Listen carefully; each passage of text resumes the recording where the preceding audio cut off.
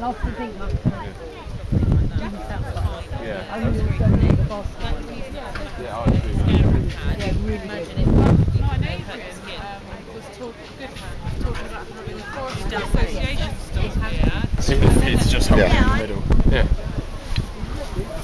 And it makes, I like the hook at the end. Yeah. You need a decent rear pommel. Because then you can hold it and then really even whack it without like a cookery. a lanyard. Because I find when it gets to that length, a lanyard I think is dangerous. So do I. Because as soon as you mess it up, it's good. Well, yeah. There's a 50-50 chance. It might hit you on the back as it spins and twirls. Yeah. But more likely, buries in your leg, femoral artery opens up and you're pissing blood everywhere. Well, you do that horrible one on the front of your foot that does your shin up and down, you know? Oh yeah, the Achilles. No, Achilles on the back. It's this horrible one here. Yeah. The Martin tendon. Ooh, so here we are, Ben Orford's stand at the Wilderness Gathering. It's going to give a lovely piece of camera on his little field knife. Go on for it, Ben. So yeah, these are our little field knives. So they're a compact little knife. They came about because I wanted a little knife to carry around with me. I do a lot of air gun shooting, so I didn't like having a big knife on my hip, because when you've got your knife on, it keeps clonking your telescopic sight and things, and you don't need a big knife. So we came up with these little field knives, which we mostly sell them like this, so you can wear them inverted around your neck. You can change the string around so you can wear it whichever way you like, but they're a little antler handle. They're an 1.5 inch blade, fully functional little 01 blade, sharpened real razor sharp. It's the same blade that we put in our big pick knife, but it's just small enough for craft work. I use it for engraving on the backs of my spoons and things like that, because the actual shape of the curved antler, it allows you to sort of hold it like a little pencil for engraving work. But funny story really, a friend of mine had got one of these, and he'd gone out deer stalking with a friend of his. They'd got this deer in the end, and of course his mate got his great big deer hunting knife out, and was struggling to even cut through the belly skin. And Kieran pulled this out and said, "Here you go, use this." And he was like, "Are you joking?" It's a tiny little knife. And then he, of course, went in there and he was like, "Wow, that's a knife." You've only got to cut through a 4mm hide. That's it. Yeah. So little field knife, fully functional, completely practical, and the little sheath itself has a little rare earth magnet in there, so you've got that extra retention and a little bit of friction from the leather. So perfect little companion that just tucks in your jacket out of the way.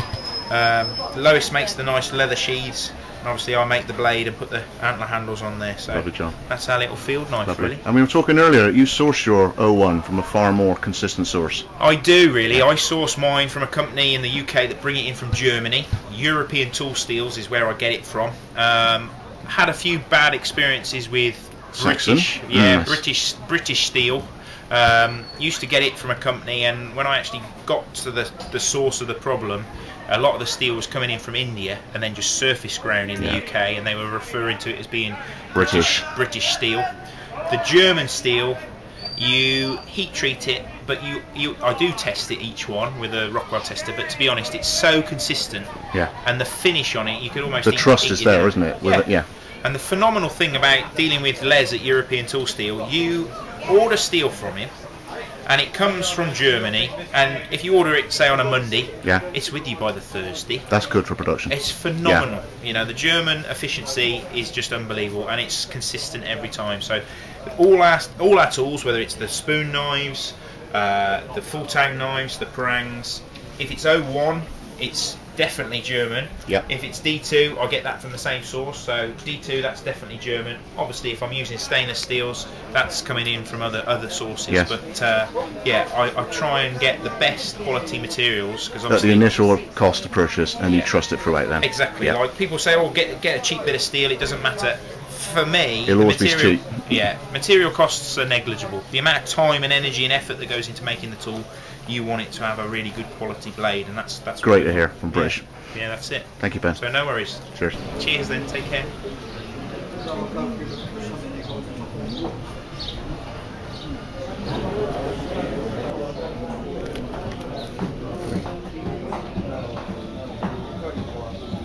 It's a Green Man stall. And we got RWL and Puka.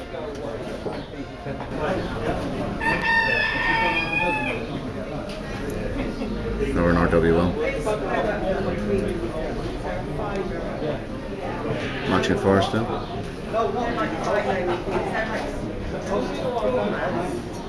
You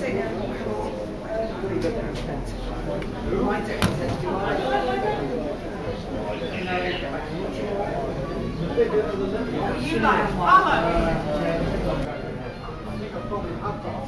Because I thought when my kids go to festival, they all come from their own day off.